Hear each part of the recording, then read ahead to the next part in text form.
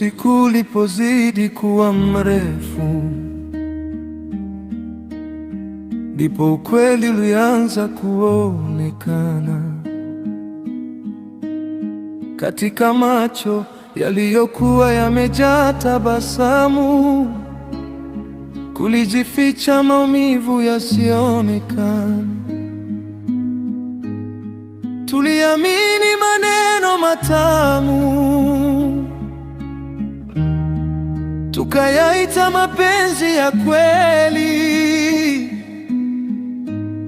lakini nyuma ya ahadi tulizopewa kulikuwa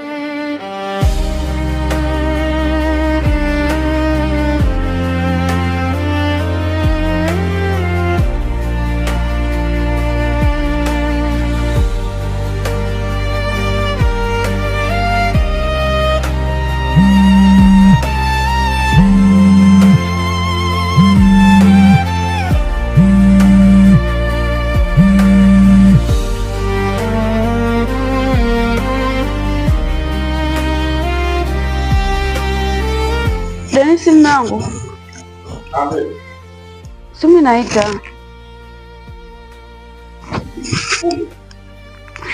Asa.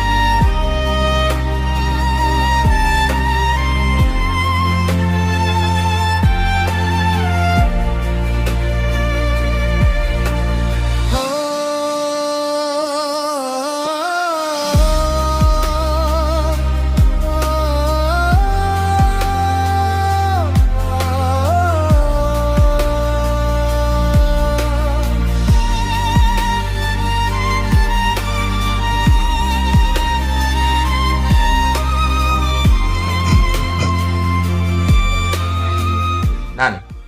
Jafari.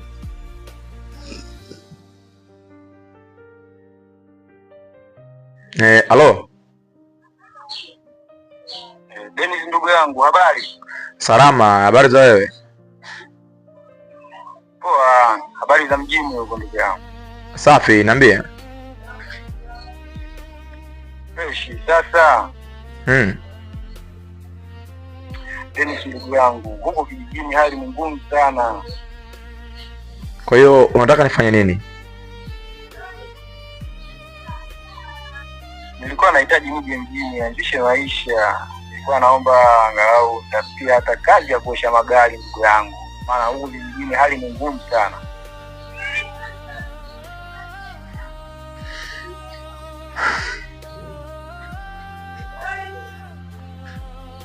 Sawa, njoo.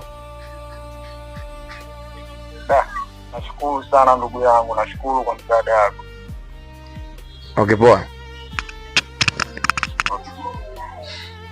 Uko sawa mnangu?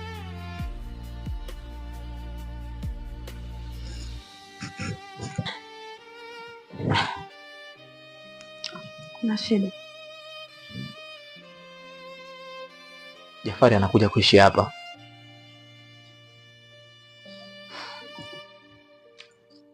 Lakini tuachane na hayo. Unajua nini? Nimetoka kuoga. Nishajua.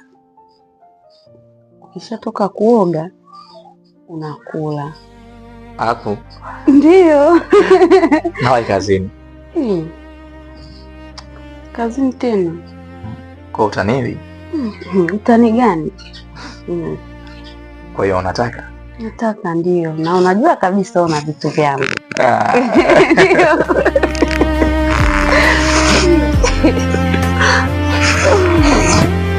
Napenda mwanangu. Upenda pia.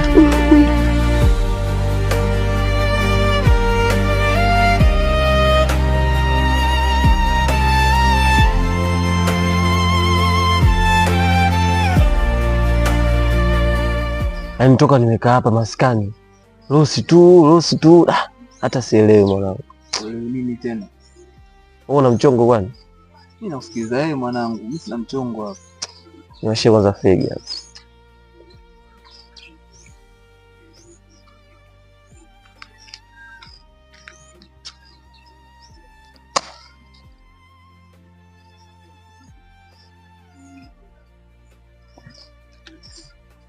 Kwa mwanangu michongo vipi? Mimi nakusikiliza wewe.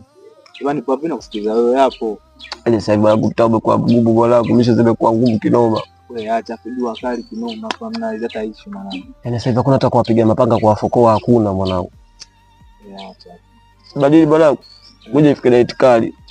Na bado kuna nilio maana nilikuwa sina hata mchongo wote. Bado hapa amna taka mchongo tupige story. Sema hapa maskani tunatupana. Mtu akiwa na mchongo wake anaishikilia kile yake.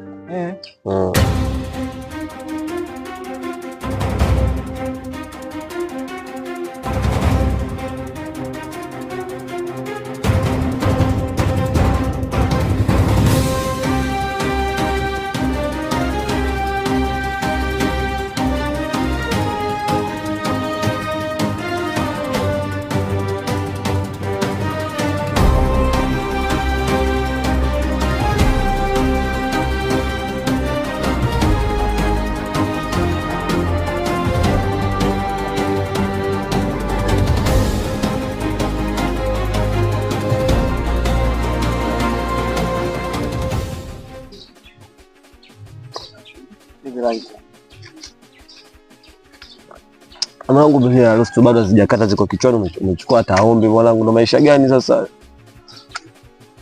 Mwanangu kwa hata kuongea hata kuongea yani. Tumwache tukafanyaje?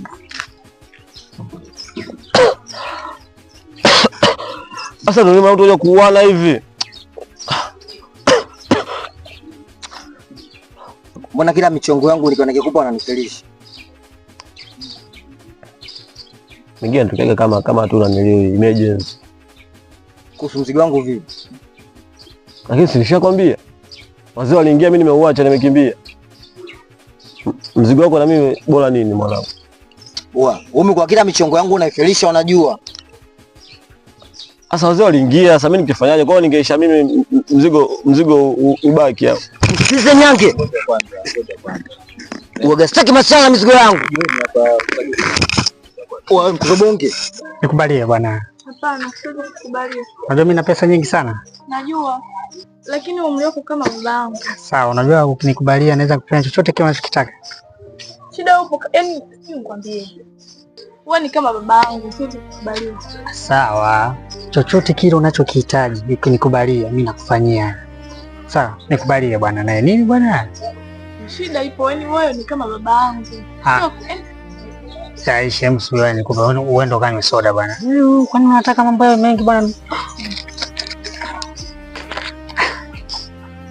Sana kutosha? Asante. Nakutosha? Amba basi naye. Unajua tena. Unajua tena.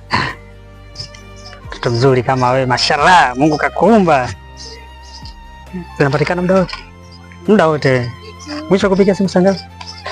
Mida saa 2 hivi, sinajua namba za mama. Okay, basi haina shida. Basi kwa mtoto mzuri baadaye. Mtoto huyo.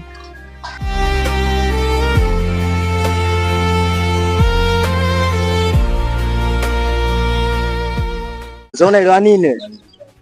Wewe mshamba kishando unanishakwambia mara kadhaa kwa sasa kulete mashamba maskani mchongo nini? Bonge, tulia. Huyu ndo mdea. Dakika 2 mzako anakupigia visu. Sema nini? Barida. Sikilize. Nishakwambia mimi sitaki masiala na mizigo yangu. Na sitaki masiala na kazi zangu. Tunabadilishana kijeni hapa brother. Michongo iko mingi mwanangu. Wewe tunakaa mimi nakulipa mzigo na sababu na thamani ya shilingi ngapi? Mimi napiga michongo yangu kibao mwanangu. Na michongo kibao mingapi umenifelisha mwanangu? Mimi ndo mdewa na kila ninachoongea lazima usikilize nyange. Na nishakuelekeza kwa nikitoka maskani mimi nakuacha wewe ndo mkali na kuamini. Iweje mkali wewe mwenyewe unifelisha? Emergency imetokea.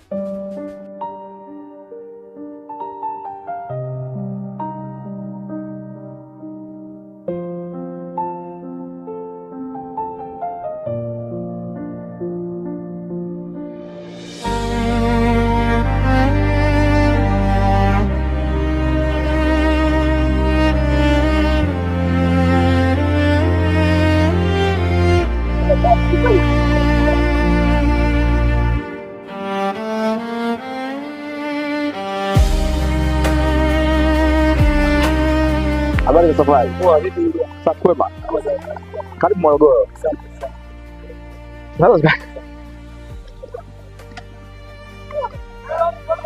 Kwa wengine?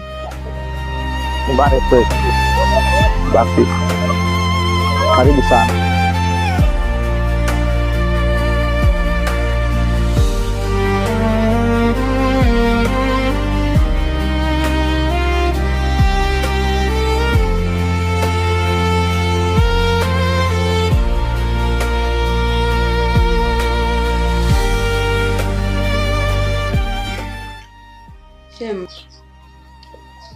Karibu, jisikie uko nyumbani. Nashukuru sana shemeji. Hivi sasa hivi mnajishughulisha na kilimo gani huko kijijini? Ni magimbi na ndizi. Hata hivyo hofu yangu ilikuwa ni kuachwa na usafiri. Kwa hiyo nikabeba magimbi kidogo tu. Sawa. Na kazi gani unapendelea kufanya ili nijue pa kuanzia? Huko kijijini nilikuwa natengeneza mapikipiki ya watu, yaani gereji.